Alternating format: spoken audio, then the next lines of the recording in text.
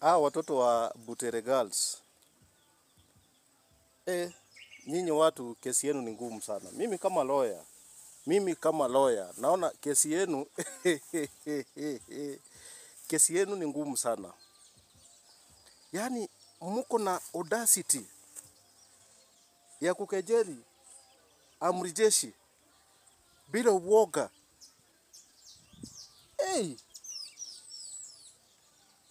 William Ruto, wale watoto ambao unaongoza saa hii lazima uchungane na wao.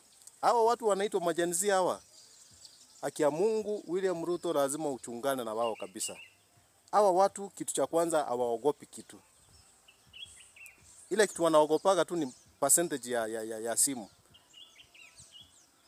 Yaani mko na audacity ya kundia amri jeshi mkuu poem ya kumkejeli. Sisi wakati wetu wa Moi tulikuwanga tunaunda songs za kusifu Moi. Lakini sasa hapa kuna generation ambayo hawaambiliki, hawasemeseki.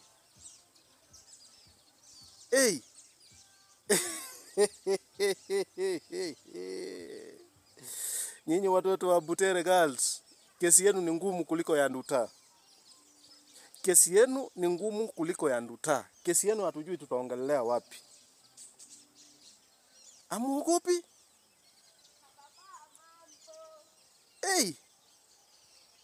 Sasa wacha tuone mahali penye sasa mtaenda kuperform hiyo song hiyo poem yenu. Wacha tuone mahali mtaenda. Sasa nashindwa mkitoka kwa national levels. Inamaanisha inafaa muende mperformie amri jeshi William Samoei Ruto hiyo song State House. Mambo imechemuka Kenya kweli. Nataka niwaambie kwamba nyinyi wanafunzi wa Butere Girls, I want to tell you guys that mambo yenu yameharibika sasa. Mtihani yenu ya KCSE inazaishiwa State House.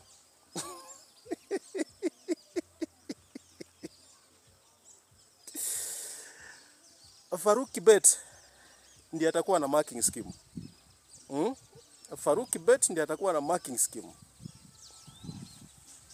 So, wacha tuone vile mambo itaenda. Na story na mambo na mashini ya chapati hiyo sahau.